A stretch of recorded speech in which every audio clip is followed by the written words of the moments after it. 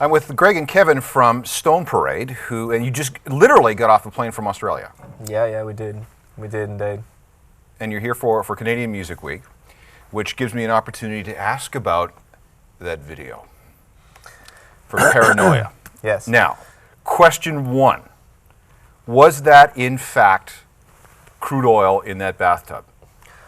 It wasn't at all, actually. I don't know how that even got out on the internet. Well, it looks like oil. Yeah. I did read somewhere that it said crude oil, but it's made of like vegetable oil. We just got Vegemite actually and just mixed it in with a bit of Coke. Because it's disgusting. Yeah. The worst part was probably we did it in the middle of winter and it was freezing. So oh, please, listen, let's not talk about Australian winters compared to what we got outside here. It got down to at least 22 degrees. Jeez, imagine if we did that here. That would be terrible. Incredibly cold. So vegetable oil and something to make it black and goopy. And, okay, after you were done, how much shampoo did it take? Look, personally, I don't know about the other guys. It took me about a week and a half to get all that black stuff out of every crevice, out of every ear that's holes. what you're finding in your ears, seeping out of your eyes in the morning when you woke up. It was good. Well, mine anyway. Yeah. How was your pillowcase? Yeah, it's not a good sight. No. But on the positive side, you had silky soft skin. Well, that's it. Well, yeah, that's it. You know, that Vegemite really does wonders. So the single was Paranoia. It's from this album called Stratosphere. It's your second record? Yes, it is indeed. Yeah. And it's already done quite well at home, hasn't it?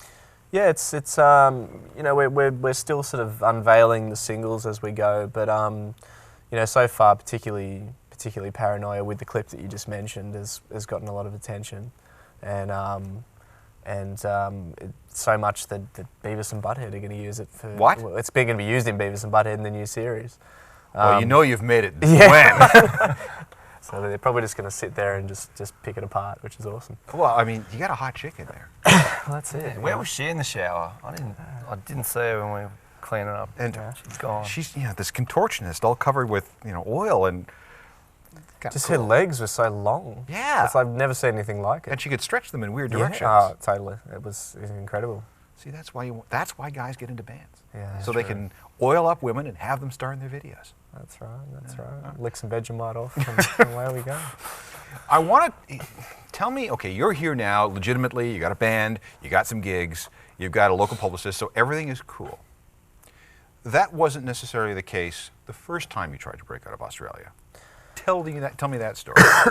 You can tell this one, Kev. This one, the one we broke out of jail, the one we went to LA. That's right. Yeah. You know, we were been to America a few times, and once we lived in LA for 3 months, and kind of in this little tiny one-bedroom apartment in LA.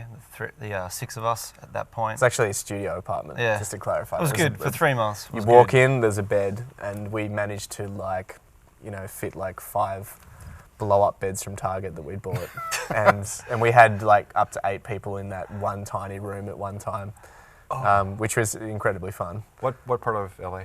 Hollywood. We were lucky you could just like spit across and you'd be at the Kodak Theatre. So okay, we thought, that's a great place to be, and you get there like, not on that part of Hollywood Boulevard. No, it was just full on. I've never experienced anything like it actually. It was just helicopters every night looking for criminals and car chases, and then there was. One night, some guy who was stoned came around a corner and just smashed into a building in this car, and we thought a bomb had gone off or something. So. I stayed once there's a Best Western around the corner from there. Right. I stayed there, and I'm not staying there ever again. So you had 8 people, up to 8 people at one time in this studio apartment. And we got evicted, which was probably the best thing. Yeah. Because then I ended up living across the road at the Motel 6. Motel 6, yeah. Which is probably worse than the Best Western. So then 5 of us were sleeping in this little 2-queen bed motel room for the next 3 weeks, living on 99-cent noodles. That was good. It was good times. $1 Carl's Jr. burgers. Yeah. So it's one of those character building experiences. Yeah, it was great. But you were here because you had thought that you had a tour and a gig, and then there was nothing? Look, I think we sort of put our trust in a few people to help us organise some things in the States, and we got there and we just had to take everything on our shoulders and figure out what to do because nothing was planned, which you know, that happens. That just happens sometimes. You know, when you're working with people on the other side of the world, and you kind of get to see, you know, their true character when you rock up. and then You're here. Yeah. Yes. Oh, I better start doing something now. Yeah. But look, we did all right. We made the best of the worst possible. So you made scenario. a record while you were here, or while you were in LA. Well, excuse me. We got to work at Interscope Records with a producer on some demos. We actually did the album, our first album at home, in a studio that we built. But we got to spend a good amount of time meeting some people in Interscope, using some amazing facilities, and developing our songcraft even more. And then you went home. Then we went home and said, never again. And here we are again on the other side of the world. But we went home and we wrote an album and recorded it and did it all ourselves. Let's talk about coming from Australia. I mean, you guys have a continent all to yourself on the wrong side of the planet when it comes to the rock and roll universe. I mean, there's America, there's Canada, there's the UK, there's Europe. The closest thing you have, I guess, is Japan, and maybe some pockets in, well, where? Yeah. Not really.